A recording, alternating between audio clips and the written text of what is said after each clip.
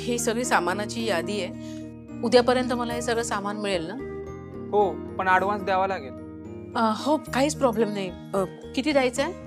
5,000. बर.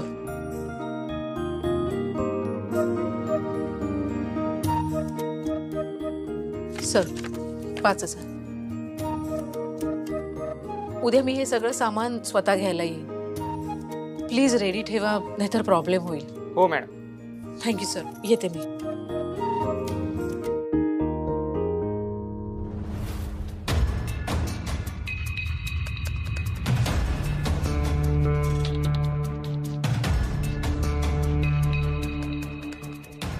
आता इथून मॅडम गेला, त्यांनी ऑर्डर दिली ती लिस्ट दाखव. अरे ओळखीचे आहेत माझ्या, दे.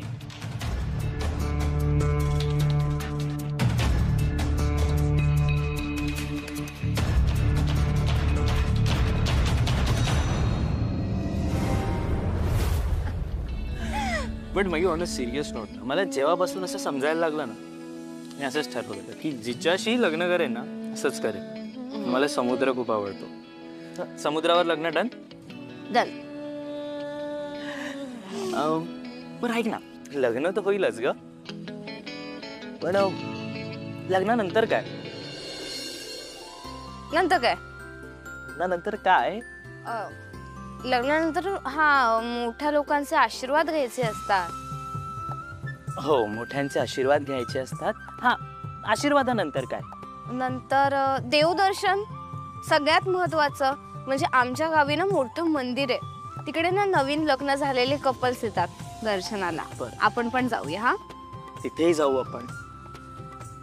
देवदर्शनानंतर काय? आपलं रेग्युलर लाईफ चालू होईल. प्रतीक काय यार मयू, म्हणजे आपल्या लाईफ मध्ये हनीमून नावाचा प्रकारच नाहीये का? जाऊ दे यार, मला नाही जायचं. अरे जाऊन कुठे चालला? काय मयू, मस्त मी मूड मध्ये होतो, तुझ्याशी बोलत होतो. हनीमून? ओके, बोल मला, हनीमूनला कुठे जायचंय? स्वित्झर्लंड. स्वित्झर्लंड? तू तर घरीच जाणार आहेस ना? हो. तुला घरी जाताना कुठे वाटेत असं पैशाचं झाड वगैरे दिसलं तर उचल हा. का? म्हणजे पण स्वित्झर्लंड नाही, मग तर वर्ल्ड टूरला जाऊ. अरे मी तशा अर्थाने म्हणत होते, मी असं म्हणते की माणसाने ना मोठी स्वप्न बघावी.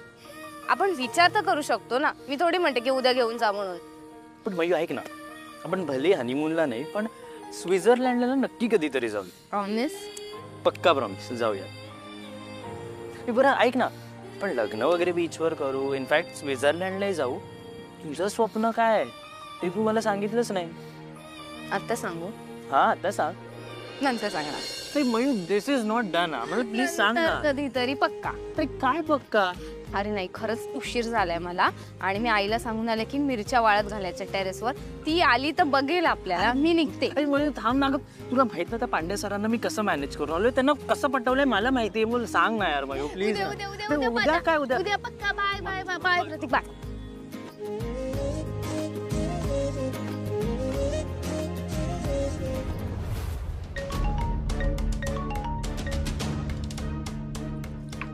हा बोल बाल्या. आता अश्विनी वाघमारे येऊन गेली त्याच्या सप्लायरकडे. खूप मोठी ऑर्डर देऊन गेली आहे. लिस्ट ताब्यात घेतली? हो, घेतली. कधी डिलिव्हरी घेणार आहे अश्विनी वाघमारे? उद्या स्वतः येऊन माल घेऊन जाणार आहे. ठीक आहे, ती लिस्ट ताब्यात घे आणि लगेच इकडे ये. ठीक आहे मॅडम. अश्विनी वाघमारे, आता बघ तुझे प्रॉब्लेम्स कसे सुरू होतात ते. मॅडम, असा एक पण प्रॉब्लेम नाहीये ज्यातून अश्विनी वाघमारे मार्ग काढू शकत नाही. तुला मध्ये मध्ये बोलायची फार सवय आहे ग. तुला कोणी विचारलंय? गप्पपणे तुझं काम कर. माझं बोलणं चोरून ऐकायचे पैसे देत नाही मी तुला. नाही नाही मॅडम, तसं नाही. पण आता तुम्ही फोनवर ज्या व्यक्तीचं नाव घेतलंत ना, अश्विनी वाघमारे, मलाही तिच्यासोबत माझे बरेच हिशोब क्लिअर करायचे, जुने हिशोब. मी अश्विनी वाघमारेला इन अँड आउट ओळखते. तिला जर हरवायचं असेल ना, तर असे तुम्ही म्हणत होतात आता तसे छोटे छोटे प्रॉब्लेम्स उभे करून काहीच उपयोग नाही. तिला जर हरवायचं असेल तर तिचा प्लस पॉइंट आहे कॉन्फिडन्स.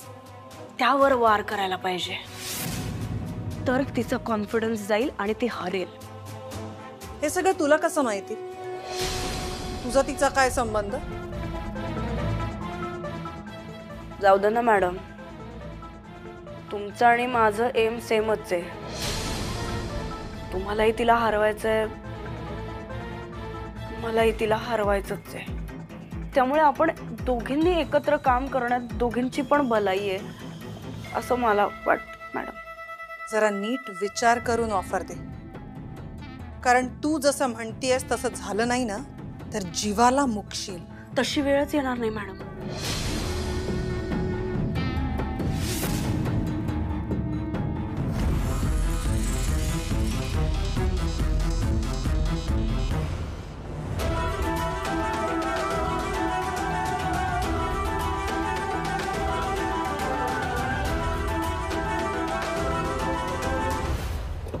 અરે શ્રેયસભાઈ, તમે આવો છો કે નથી? અરે આવું છું જિગ્નેશભાઈ. 2 મિનિટ, બાયડીના ફોન છે. ચાલશે ચાલશે. Thank you. हा अश्विनी बोल. अहो पोचलात ना तुम्ही व्यवस्थित? आत्ताच पोहोचलो, गाडीतनं उतरत होत. उद्याच्या 2-3 मीटिंग फिक्स झाल्या आहेत, सो उद्या खूप बिझी असणार आहे स्केड्यूल. म्हणून म्हटलं चला तुझा फोन आला तर पटकन बोलून घेतो तुझ्याशी. बोल, तुझं काय चाललंय? काही नाही, गच्चीवर आले. आईने गाद्या वाळत घातल्या होत्या ना, त्या घ्यायला आले. अरे तू का गेलीस वरती? तुझा पाय दुखतोय ना, पायाला लागले. हे बघा, एक काम करा, तुम्ही तुमचं काम आहे ना लवकर आटपा आणि ते आटपून घरी या. मी तुमची वाट बघते. लवकर परत ये. का ग, मिस करतेस मला? हो, मी तुम्हाला मिस करते. ऍक्च्युली मी पण खूप मिस करतोय तुला. इकडे इगतपुरीला जाम थंडी आहे. नाही, थंडी आहे म्हणून मिस करत नाहीये. मला आठवलं ते की आपण लग्नानंतर फिरायला गेलेलो तेव्हा तिकडे किती थंडी होती. हो, आठवतं ना मला. मी थंडीचे कपडे आणलेच नव्हते आणि आपण फिरायला गेलो तेव्हा इतकी थंडी वाजत होती, तेव्हा तुम्ही तुमचं जॅकेट काढून दिलं होतं मला. तेव्हा जेव्हा फिरायला गेलो त्यानंतर मी तुला कधी फिरायला नेलंच नाही. मध्ये आता 2 दिवस जाऊन आलो तेवढंच. तुझ्या मनाचा कधीच विचार नाही केला ग मी. तुला काय हवं काय नको सगळ्याचा विचार करतो ना तर स्वतःचीच लाज वाटते मला. अहो काही काय बोलताय, आणि जाऊ दे ना तू आता विषय. आता कसं सगळं छान आहे ना, आणि आपण दोघांनी मिळून अजून छान करायचंय. तुम्ही तुमचं काम आटपा आणि लवकर या बरं घरी. मी वाट बघते तुमची. मी सुद्धा खूप मिस करतो तुला. अच्छा ऐक ना, आय लव्ह यू. अहो अहो काय तुम्ही. अहो काय तुम्ही काय, आय लव्ह यू टू म्हणायचं असतं. बोल. थँक्यू. थँक्यू. Hello bye. मी फोन ठेवते. अगं आय लव्ह यू वर थँक्यू कोण म्हणतं?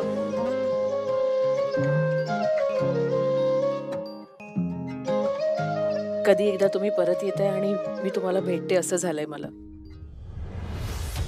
तू मला परत कधीच भेटणार नाहीस. किती वर्ष मी तुला भेटायची वाट बघते. तुझे फोटोज बघून जगतीये. तू मला सोडून गेलास तेव्हा माझ्याकडे काही नव्हतं. तुला विसरण्याच्या ईर्षेपायी मी जगातली सगळी सुख मिळवली, पैसा कमावला. त्या बाईने ते सुखही माझ्याकडनं हिरावून घेतलं. मी सोडणार नाहीये तिला.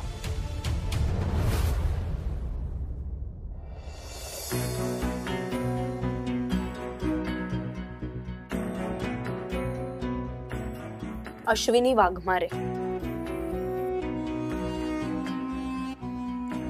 तिच्या आयुष्यात सगळ्यात महत्वाची गोष्ट आहे ते म्हणजे तिच्या मुली. तिच्या मुलींसाठी ती वाटेल ते करू शकते. तिच्या मुलींना जेव्हा जेव्हा ती हवी आहे तेव्हा तेव्हा ती अवेलेबल होते. आणि प्रत्येक वेळी मुलींनी काही चुका केल्या किंवा काही बरोबर जरी केलं तरी त्यांच्या कौतुकासाठी ती कायम तत्पर असते. त्यानंतरचा अतिशय महत्वाचा माणूस तिच्या आयुष्यातला म्हणजे तिचा नवरा. तिच्या नवऱ्यावर तिचं प्रचंड प्रेम. म्हणजे तिच्या नवऱ्याला ती मरणाच्या दारातून सुद्धा परत आणू शकते, इतकं प्रेम आहे तिचं तिच्या नवऱ्यावर. तिचा नवरा हा तिचा स्वाभिमान आणि कोणत्याही परिस्थितीत तो ती दुखवू देत नाही. त्यानंतर घरातली खरं तर सगळीच माणसं महत्वाची आहेत, पण सासू सुद्धा तितकीच महत्वाची आहे तिच्यासाठी, कारण तिची ती खूप काळजी घेते. तिची औषधं, तिला काय हवं नको, तिचं जेवण खाण सगळं सगळं व्यवस्थित बघते. एक अतिशय उत्कृष्ट सून म्हणता येईल तिला. त्यानंतर हा तिचा आपण वीक पॉइंट म्हणू शकतो, ते म्हणजे तिचा स्वतःचा व्यवसाय, तिचं पार्लर. या पार्लरसाठी सुद्धा तिने खूप कष्ट केलेत. स्वप्न होतं तिचं स्वतःचं काहीतरी उभं करण्याचं. अतिशय डेडिकेटेडली काम करते ती तिच्या पार्लरसाठी आणि प्रामाणिकपणे. इकडचा पैसा तिकडं नाही, तिकडचा पैसा इकडे नाही. अगदी शून्यापासून सुरुवात केली आहे तिने तिच्या या बिझनेससाठी. पण माणूस कुठेतरी चुकतो ना, तशीच ही पण चुकते. जरा बावळट आहे डोक्याने. म्हणजे इतका इमोशनली विचार करते ना स्वतःच्या बिझनेसच्या बाबतीत, आणि त्याच इमोशन्स पायी तिने अनेक वेळेला बिझनेसमध्ये स्वतःचं नुकसान सुद्धा करून घेतलंय. आणखीन एक महत्वाची व्यक्ती आहे खरं तर, तिचा भाऊ. एखाद्या बाईचं लग्न झाल्यानंतर तिचं माहेर तुटतं असं म्हणतात, पण हे भाऊ बहीण कायम आहेच आहेत एकमेकांसाठी. तिच्या आयुष्यात काहीही प्रॉब्लेम निर्माण झाला की हा दत्त म्हणून उभाच असतो, तिचा सख्खा भाऊ. तिच्या या भावाने कदाचित त्याच्या बायकोलाही तितकं महत्व दिलं नसेल जितकं त्याच्या बहिणीला म्हणजे अश्विनी वाघमारेला महत्व दिलंय.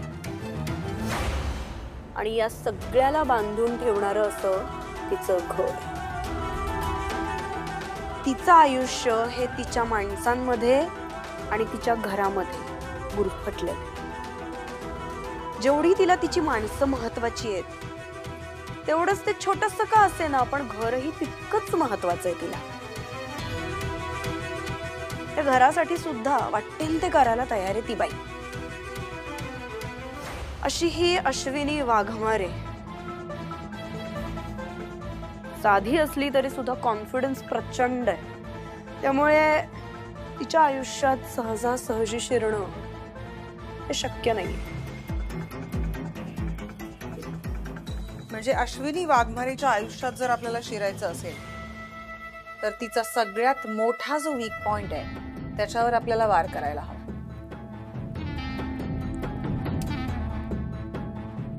तिचं पार्लर.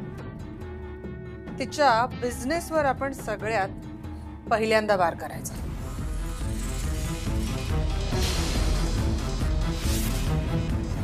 अहो पण मी तुम्हाला कालच सांगितलं होतं की मी उद्या येऊन माझं रॉ मटेरियल घेऊन जाईन, आणि तसा मी तुम्हाला ऍडव्हान्स पण दिला होता.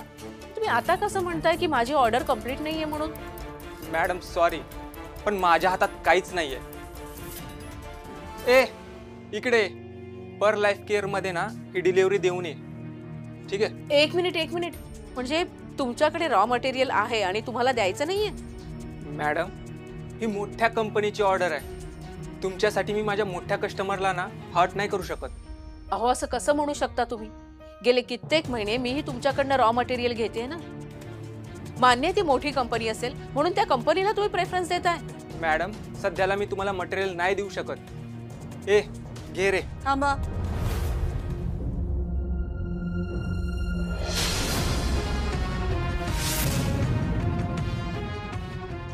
मीरा मॅडम तुम्ही?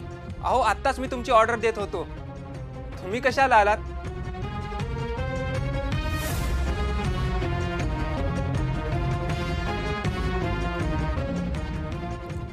हे घ्या तुमचं मटेरियल. अहो पण ही तुमची ऑर्डर आहे मॅडम. पण ऑर्डर आधी त्यांनी प्लेस केली होती ना, मग मटेरियल त्यांनाच मिळायला हवं. अहो पण मी बोलले ना, मटेरियल आधी त्यांनाच मिळणार. तुम्ही माझ्या ऑर्डरची डिलिव्हरी लवकरात लवकर करा. थँक्यू सो मच मॅडम ह्या रॉ मटेरियलसाठी. मला खरंच गरज होती. एक विचारू, तुम्ही पण ऑर्गॅनिक ब्युटी प्रोडक्ट्सचा बिझनेस करता का? हो, हे माझं कार्ड. निर्वाण लाईफ केअर माझी कंपनी आहे. बापरे, सॉरी, मी तुम्हाला ओळखलं नाही. अहो, तुमचे प्रोडक्ट मी बऱ्याच ठिकाणी बघितलेत. केवढी मोठी कंपनी आहे तुमची, आणि तरी सुद्धा तुम्ही इथे स्वतः रॉ मटेरियल घ्यायला येता. कंपनी कितीही मोठी असली तरी ग्रासरूट लेवलला स्वतः जाऊन काम करायला आवडतं मला. इनफॅक्ट माझ्या सगळ्या सप्लायर्सशी मी स्वतः पर्सनली बोलते. आणि तुम्ही बिझनेसमध्ये जर टिकून राहायचं असेल तर कस्टमर्सना जपायला शिका. कस्टमर कितीही छोटा असला तरी महत्वाचा असतो.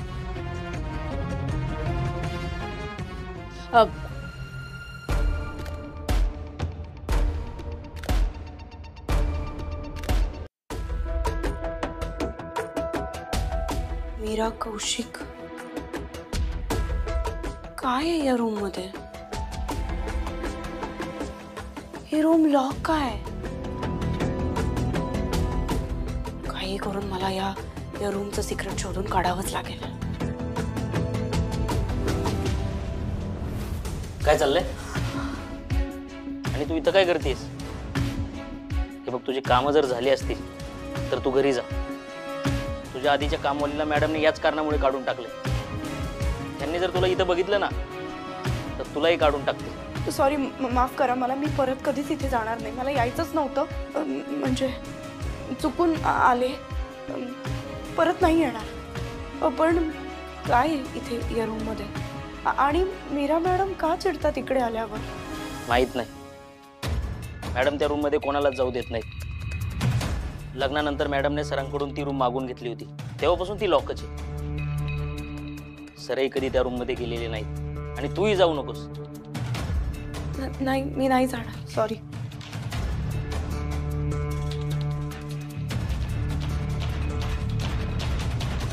असं काय आहे या रूम मध्ये? काही करून मला या रूमची चावी शोधावीच लागेल.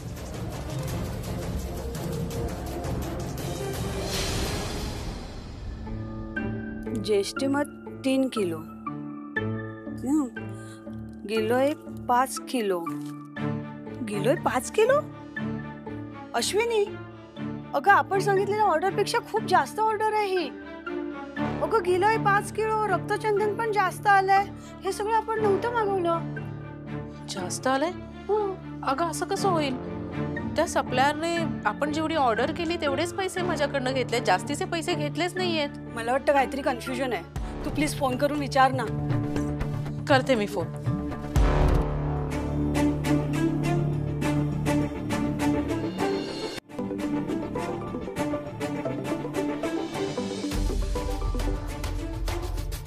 हॅलो, मी अश्विनी वाघमारे बोलते. हा मॅडम, बोला ना. सर, तुम्ही मला ना चुकीची ऑर्डर दिली आहे. माझ्याकडे जास्तीचं रॉ मटेरियल आलंय आणि तुम्ही त्याचे पैसेही नाही घेतलेत. तुम्ही जे एक्स्ट्रा सामान घेतलेलं आहे ना त्याचं पेमेंट मीरा मॅडमने केलेलं आहे. मीरा मॅडमने?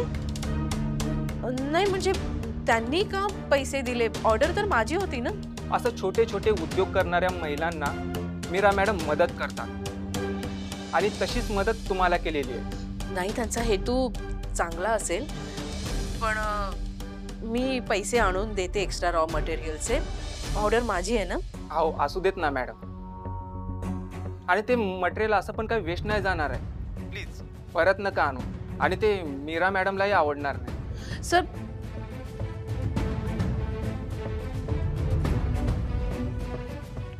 जेनी, अगं त्या मीरा मॅडमने आपल्यासाठी एक्स्ट्रा रॉ मटेरियल पाठवून दिलं. असं कसं करू शकतात? कमाल आहे त्यांची. ठीक आहे, पण जे एक्स्ट्रा पैसे आहेत ना ते मी जाऊन देते अगोदर. तू सगळा हिशोब लिहून ठेव. हो हो, तू जा, मी बघते. कार्ड मी पर्स मध्येच.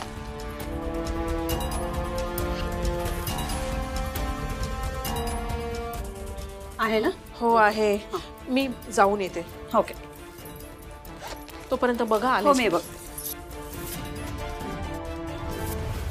मॅडम, दुपारी कोर्टात हिअरिंग आहे. तुम्ही येणार आहे ना? नाही, मॅडम, तुम्ही के सरांच्या हिअरिंगला नाही येणार आहे का? मी तिकडे नाही येऊ शकत.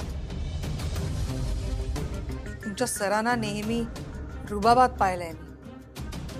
त्यांना असं बेड्या ठोकलेल्या आरोपीच्या पिंजऱ्यात नाही बघू शकत. तू जा आणि तिथे काय होतंय ते मला कळवत राहा. ठीक आहे मॅडम.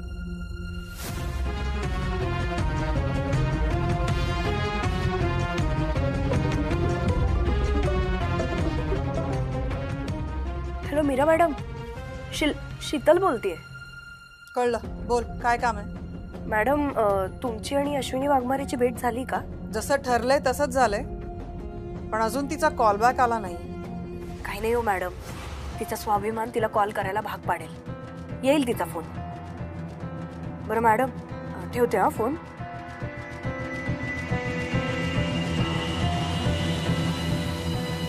शीतलला अश्विनी बद्दल एवढा कॉन्फिडन्स कसा?